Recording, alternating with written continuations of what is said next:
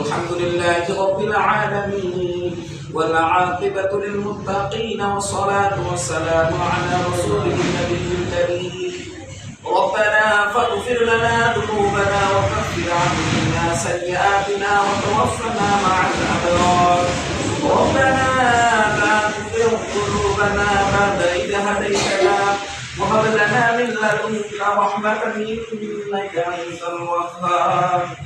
مولاي كريم يا أحكم الحاكمين يا راحم الراحمين আয় আল্লাহ তোমার হুকুম জোহরের নামাজের পর আয় আল্লাহ তোমার নেককার বান্দাগুলোকে নিয়ে আমি গুনাহগার হাত উত্তোলন করেছি রে মাওলা।